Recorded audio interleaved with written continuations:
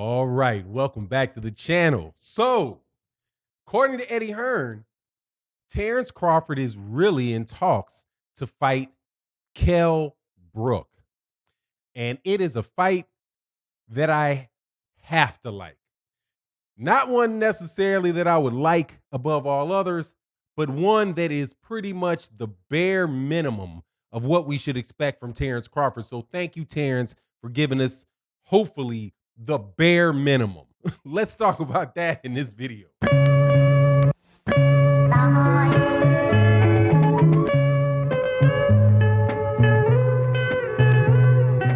All right, welcome back to the channel. So in this video, what we're going to talk about is Terence Crawford is in talks. I guess they're getting close to being finalized with Matchroom Boxing, Eddie Hearn, to fight Kell Brook. Not sure whether that's going to be in the United States or whether that's going to be in the UK, but that's what Eddie Hearn says. This is also something that Bob Arum talked about. So now both promoters for the fighters have both said that they're working on a fight. So hopefully that's what we will get. Now, I can't really, because I promised.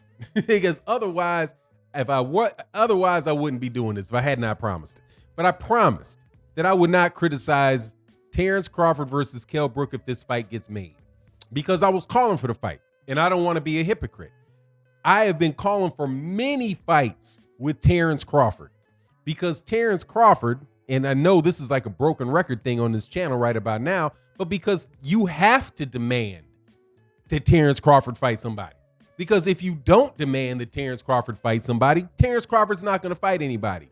Terence Crawford is not the type of fighter, at least at the welterweight division, right? He's just not somebody that, you're going to get a good fight out of unless you just, are out there in the streets with banners and, you hire a plane for to fly over Omaha, Nebraska, past his house with a big banner saying, fight someone. You know what I mean? Like that type of action on Kell Brook. And we've been doing it. We've been pushing hard for Kell Brook to fight somebody decent in the welterweight division. And, I guess he relented and decided that, hey, man, maybe Kell Brook will work, right? But let it be understood. Kell Brook is the bare minimum of what should be expected out of Terence Crawford. The bare minimum, not below it now, because I do believe that Kell Brook is a good fighter. Kell Brook lost to Gennady Golovkin in a fight that he shouldn't have taken, right? Up in a weight class that he didn't belong in. He fought Errol Spence Jr. and he put in a very good fight against Errol Spence Jr. until he got knocked out. I don't believe he hasn't lost since. He's only looked, he looked bad or looked kind of like whatever, maybe in one fight. So, maybe there's been enough time for his orbital bone to heal and all of that. But, but he is a former IBF welterweight champion. He is a guy that beat Sean Porter. He did get in the ring with Errol Spence Jr. So beating Kell Brook or fighting Kell Brook at least brings Terence Crawford into the circle of fights taking place at welterweight division, in the welterweight division. But what I mean by that is, like, at this point right now, he has fought Jeff Horn, he has fought Jose Benavidez, he fought Amir Khan, and he fought Igis Kalvinakis. None of the top welterweights have been in the ring with Igis Kalvinakis. So we don't know whether or not Igis Kalvinakis is a top welterweight or not, because he's never fought a top welterweight other than Terence Crawford. And we saw what happened when he fought Terence Crawford. Not so sure that wouldn't happen worse again, that it wouldn't happen like that, or maybe even worse against some other. I don't know if it could get any worse because, yeah, Igis Kalvinakis did get stomped. But, everybody in the welter, all the other top guys are going to do that to Igis Kalvinakis, right? With Kell Brook is somebody that is at one point in time, people would have said had a chance to beat any of the top guys at welterweight. Kell Brook, and prime Kell Brook, has obviously the ability to beat Sean Porter, because he did that, and he did it. I wouldn't say he did it effortlessly, because I did rewatch the fight, but he did it. He did it convincingly. He won the fight, and that's a big win for Kell Brook. Same thing with the Errol Spence Jr. fight, even in defeat. And really, maybe the first few rounds against Gennady Golovkin before he got knocked out just kind of shows you the level of skill that Kell Brook is at. So that is I'll take it. Okay, I'll take it. Right now, is it as good as the other fights that we're asking Terence Crawford for, like the Keith Thurman fight? No, it's not as good as the Keith Thurman fight. It's not, and the reason why it's not as good as the Keith Thurman fight is that Kell Brook got knocked out twice, and he did get double broken. He had both of his orbital bones broke. So, Terence Crawford has got a couple spots called here and here that he knows that if he gets a hold of, he might be able to end the fight, right? So there is that wear and tear on him, right? But like I said, I'll take it. As far as like the fights where this fight sits compared to the other fights that are possible for Terence Crawford at 147 pounds, I would put it right above Gary Russell Jr. and right below Ray Robinson. Because quite honestly, dog, I think I would rather see Ray Robinson. Nah, I can't lie. That's a lie. I'm not gonna lie.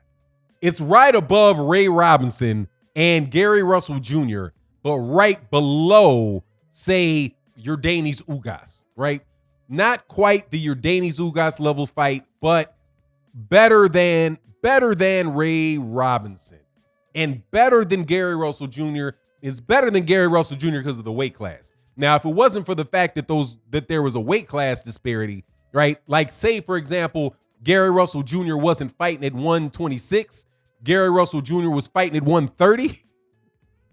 If he was fighting at 130, I might take Gary Russell Jr. No, not 130. If he could fight at 135, I might take Gary Russell Jr. fight over Kell Brook and Ray Robinson. But it's the sad thing is that yet we have to go through this.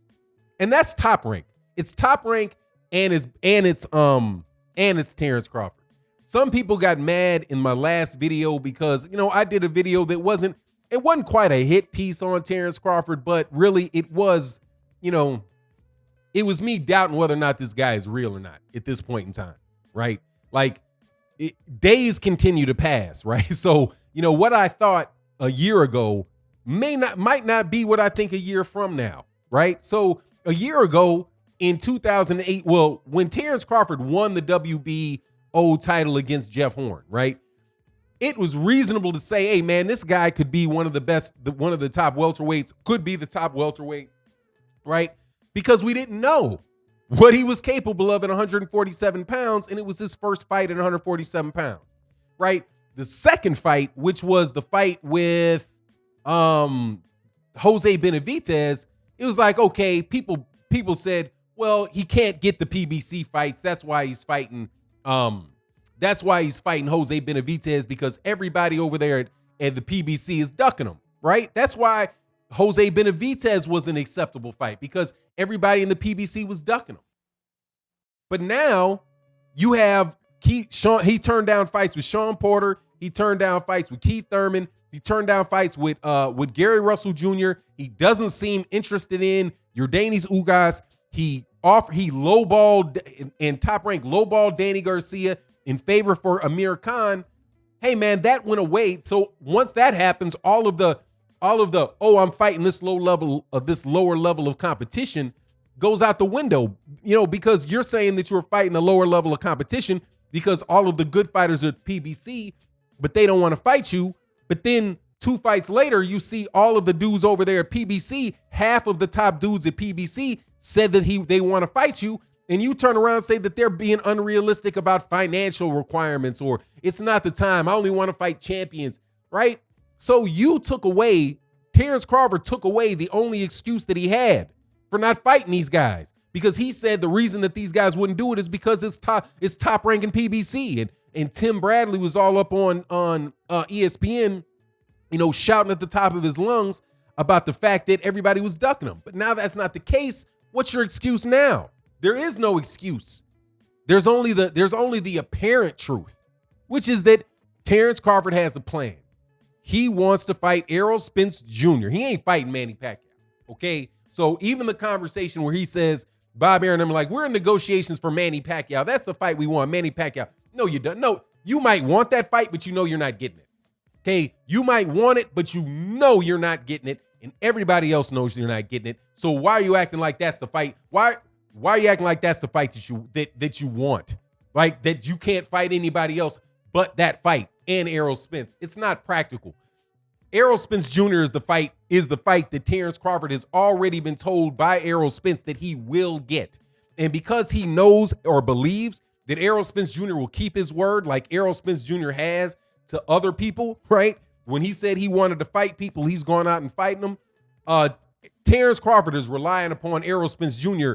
cleaning up those belts and then coming to him so he has a chance, a one shot, right, for everything.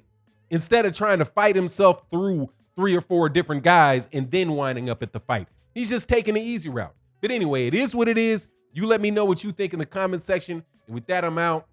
Peace.